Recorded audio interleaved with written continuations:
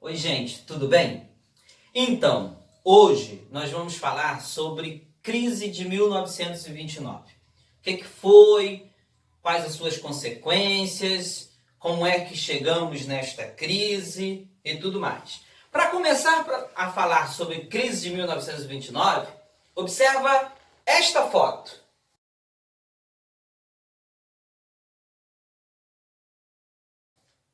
Observou? Veja bem um pouco sobre esta foto. Esta foto ela faz um contraste. Por quê? No primeiro momento, foto que você observou aí, você tem esse modo de vida estadunidense, modo de vida americano. As pessoas dentro de um carro, felizes, alegres. E à frente da foto tem o quê? Tem uma fila, fazendo um contraste. Uma fila das pessoas esperando um prato de comida distribuído pela Cruz Vermelha. Então, a foto, a montagem representa o que era os Estados Unidos e o que tornou-se os Estados Unidos após a crise. Beleza? Agora eu quero que você veja outra foto. Veja.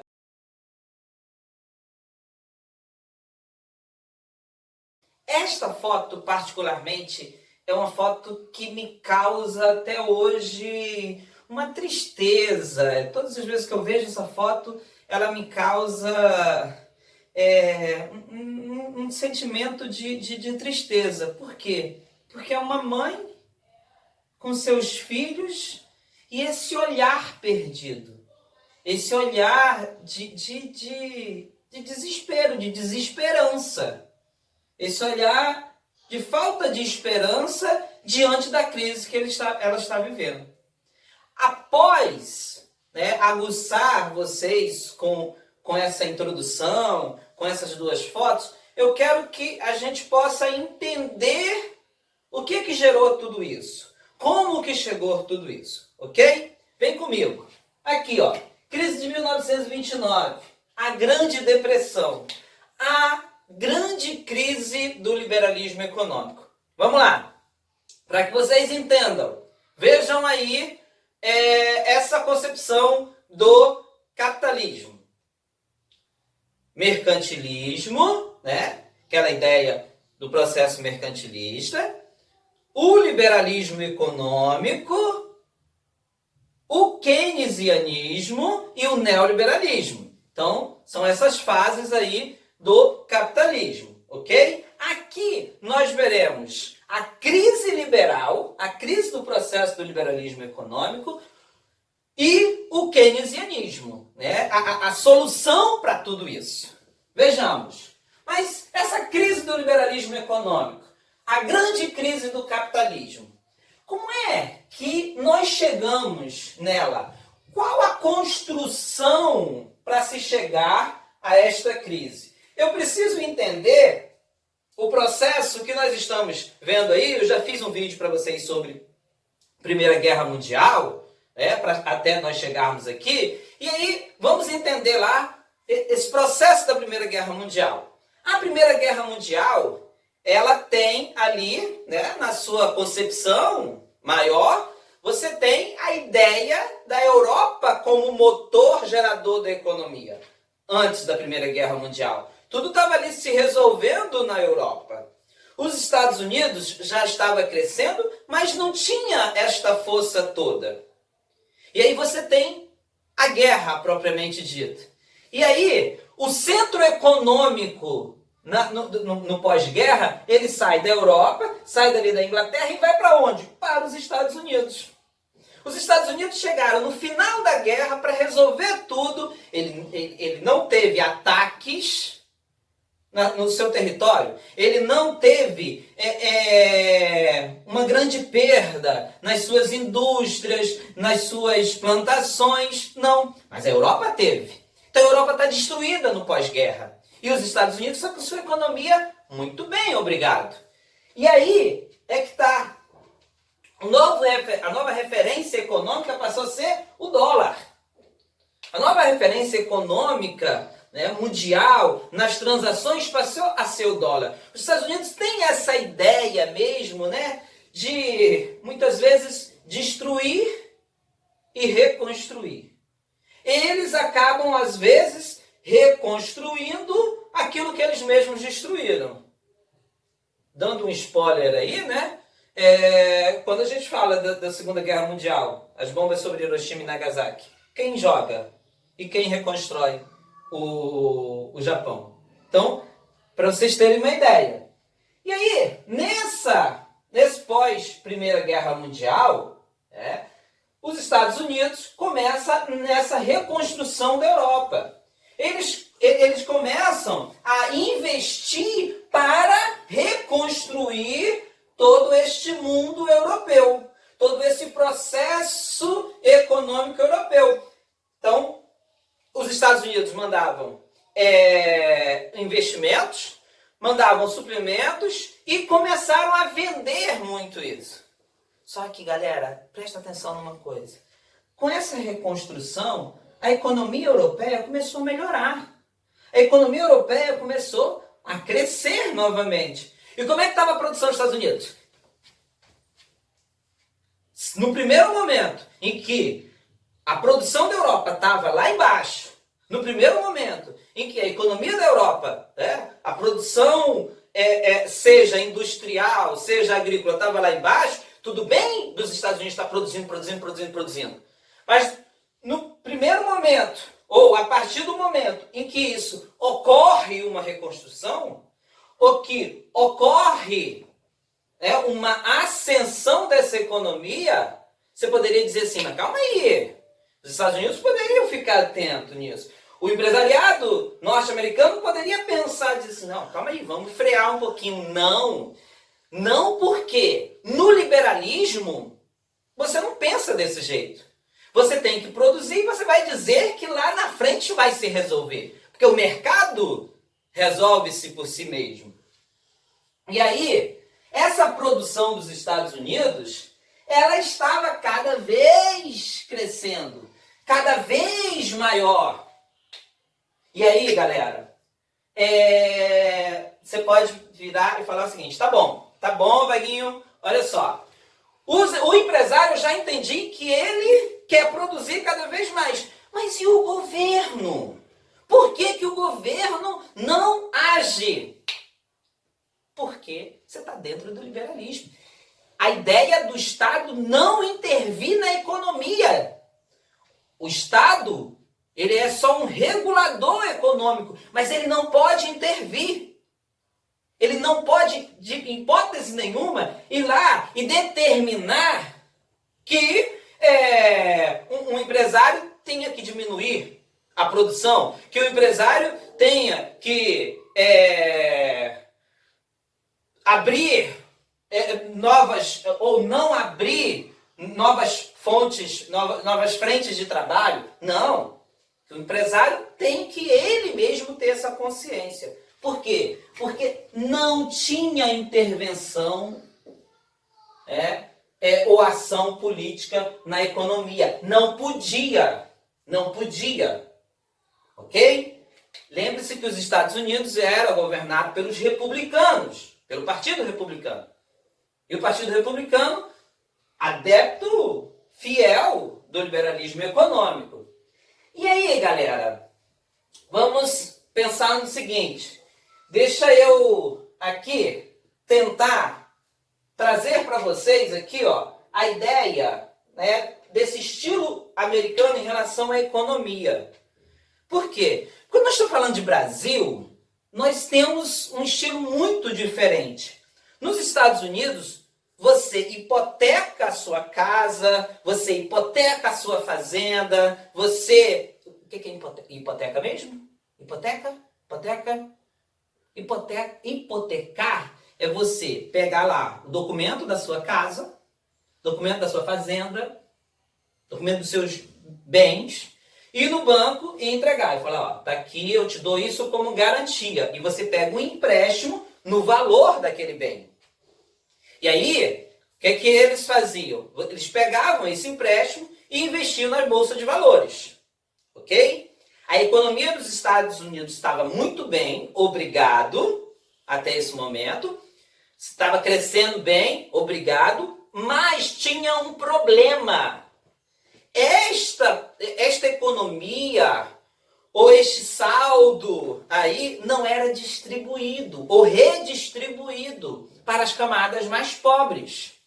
E aí, entra aqui, ó. Como que estava o consumo interno dos Estados Unidos? O consumo interno dos Estados Unidos estava muito complicado. Porque a partir do momento que você entra em crise, essas pessoas não têm reservas. Se elas não têm reservas, elas não têm consumo. Se você não tem consumo, como é que você faz?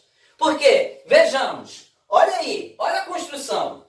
Você tem uma Europa que estava se reconstruindo, uma Europa que estava ascendendo economicamente, ok? Então, se ela estava ascendendo economicamente, ela vai parar de comprar dos Estados Unidos.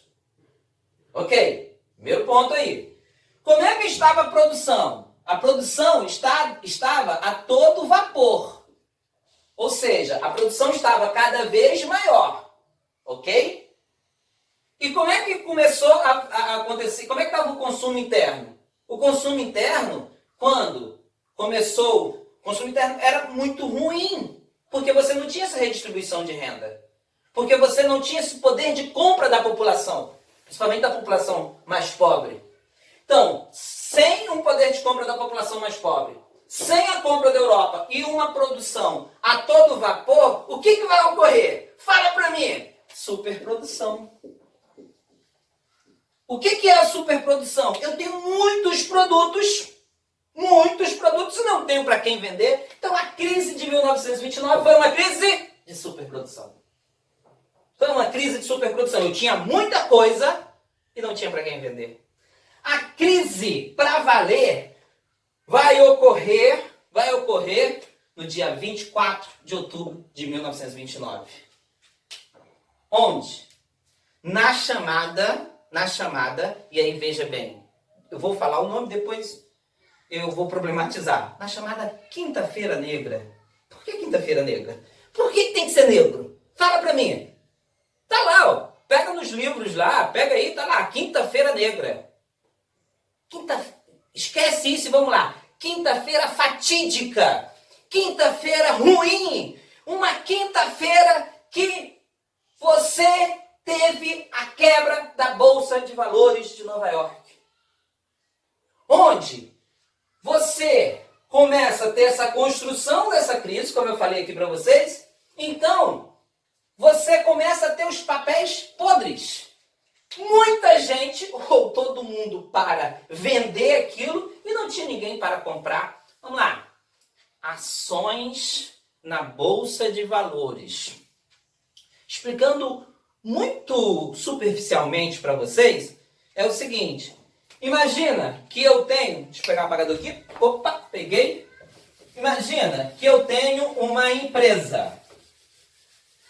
E aí, esta empresa, o que eu faço? Conjunto da empresa, tudo isso aqui. Aí eu divido ela em quadradinhos. Ou em quadradões. Eu vou dividindo ela, para que eu fiz um quadro tão grande? Eu vou dividindo ela em vários pedaços. E eu vendo isso na Bolsa de Valores. Então imagina que isso aqui, cada um disso aqui, é uma ação ou que pertence a uma pessoa. Ou que você tem lá, uma pessoa, 1, 2, 3, 4, 5, 6. Eu tenho uma empresa, e aí sucessivamente. Eu tenho uma empresa com vários donos. Então, cada uma dessas pessoas tem as ações, um pedacinho. E aí, lá no final do ano, eu acabo redistribuindo, né, o lucro ou o prejuízo. No caso aqui, eu hipotecava, eu pegava empréstimos para comprar e investir na Bolsa de Valores. E aí, filhão, ó, quando chega aqui, na quinta-feira fatídica, naquela quinta-feira de outubro, quebrou a Bolsa. Quebrou. Não tinha ninguém para comprar essas ações. As pessoas não queriam comprar mais essas ações. Então, se você tem muita gente para vender, né, e ninguém para comprar, a Bolsa de Valores quebra. Hoje, você pode dizer assim, a Bolsa de Valores pode quebrar? Não, porque tem alguns mecanismos de segurança. Por exemplo, se a Bolsa começar a cair vertiginosamente, muito, foi lá antes de chegar no chão, né? Está caindo, o pregão fecha e só reabre quando tiver mais ou menos uma organização. Beleza? Então, hoje é interessante botar isso. Você tem o seguinte, para tentar entender como é que essa crise, como é que não saía dessa crise. Você tem aqui, ó, crise imobiliária, questão imobiliária.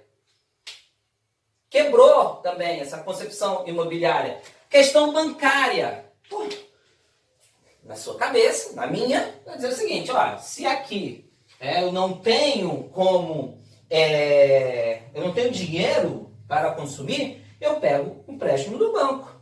Só que o banco era também um desses que investiu na Bolsa de Valores.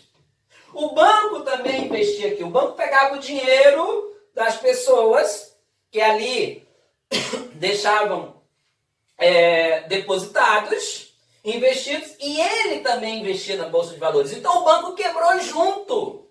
Então quando o banco quebra, quando o setor imobiliário quebra junto com as empresas, você tem a crise generalizada, você tem a Grande Depressão. Imagina, desemprego generalizado, fome, miséria. Por quê? Filhão, preste atenção numa coisa. Uma coisa é ser pobre e você ficar rico. Outra coisa é você ser rico e do dia para a noite ficar pobre. Aí as pessoas começam a entrar numa depressão mesmo. É grande depressão também por causa disso. Que as pessoas entram nesse processo depressivo. As pessoas não aceitam aquilo, então elas entram num processo de suicídio. As pessoas se jogavam dos prédios. Olha que absurdo! Olha que absurdo! As pessoas iam como? Não viam mais uma solução. Pobre do rico que só tem dinheiro. Guarda isso. Pobre do rico que só tem dinheiro. Porque é essa ideia de que tudo, ou todo o meu poder, toda a minha felicidade está no dinheiro. Se eu perco, eu não penso na minha família, eu não penso nos meus amigos, eu penso que eu perdi o dinheiro. Então eu vou cometer suicídio. Olha que absurdo. Olha o que as pessoas pensam. Então vamos parar isso, vamos acalmar, porque não queremos ser pobres meninos ricos, né? Que não temos nada, só temos dinheiro. Então você tem geração de desemprego muito grande e o suicídio. Mas calma. E o Brasil? Como ficou? Como que o Brasil ficou? Como que o Brasil ficou? O Brasil ficou na merda. Eu não sei se eu podia falar merda, mas o Brasil ficou mal. Por quê? Porque o maior produto do Brasil nesse momento é o café. Lembra? Nós estamos em 1929. Então nós estamos dentro da política do café com leite. Nós estamos dentro desta política onde tudo é gerido a partir do café. Quem era o maior comprador do café do Brasil? Os Estados Unidos. Se os Estados Unidos quebram, não tem mais como comprar o café. E aí, você vai lembrar que tinha sido criado algo aqui, lá em 1906, chamado, lembrou? Convênio de Taubaté, onde o governo compraria todo o café excedente. E desde 1906, o governo está comprando café. Café este que Vargas vai queimar lá na frente. Que Vargas vai ter esse processo de queimar, porque está cheio de café ali. E aí o Brasil quebra junto com os Estados Unidos. Mas e a Argentina, por exemplo, que não tem mais para onde vender a sua carne? Quebra também. Mas e o Chile? Mas e a Europa que está começando nessa reconstrução? também vai quebrando. A crise vai para o mundo inteiro, exceto, volta aí na aula anterior, volta aí na videoaula anterior. Na videoaula anterior, nós falamos sobre Revolução Russa e que em 1928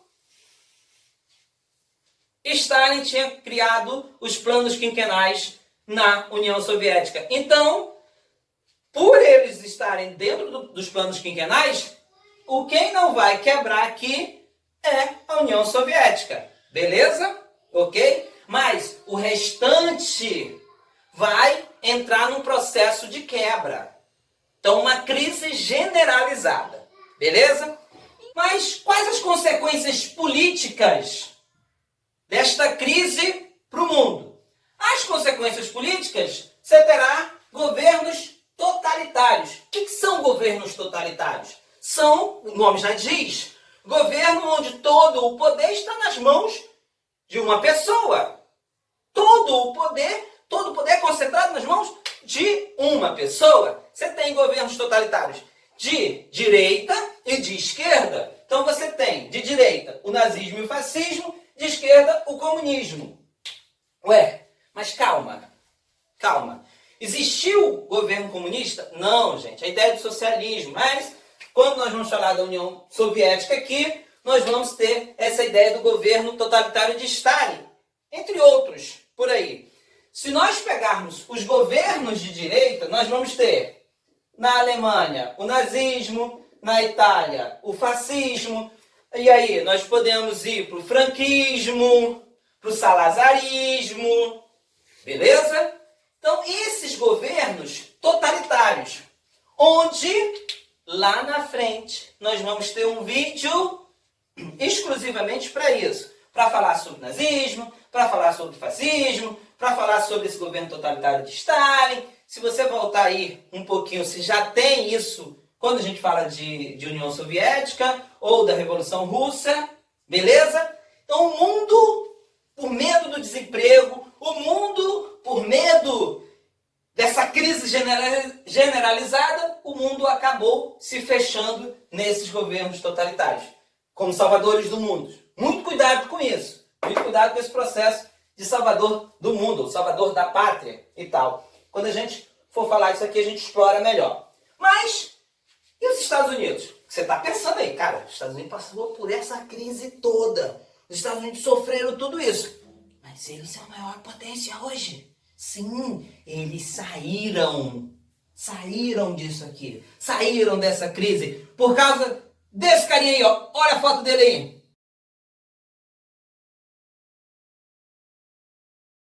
O nome deste cara é Franklin Delano Roosevelt. Ou, como diria no meu querido Ceará, Roosevelt. Roosevelt, ele ganha as eleições. E aí, quando ele ganha as eleições, veja, é um democrata no poder. E aí, um presidente democrata, ele começa a pensar, a olhar diferente. E aí, ele vai tendo a ideia de um carinha chamado John Keynes. É um economista. E aí, acaba trazendo o keynesianismo. Olha a definição, vou botar a definição de keynesianismo aí para vocês. Vou projetar aí, ó.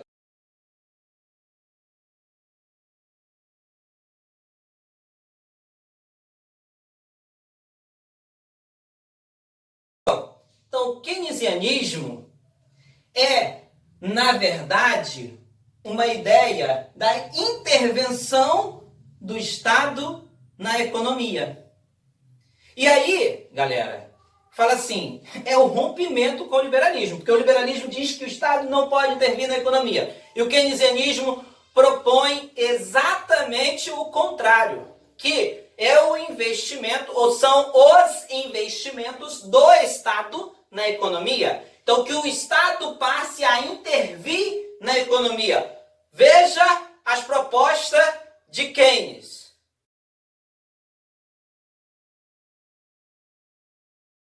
A imagem está em espanhol, mas você consegue né, ver aí a partir das setas, beleza? E aí, nessas propostas, ou baseado nessas propostas, Roosevelt vai criar, em 1932, um plano, New Deal, um plano de recuperação econômica para os Estados Unidos. O que foi? Plano de recuperação econômica. O que propunha? As ideias de Keynes. Onde? Ele propunha a intervenção do Estado na economia, como?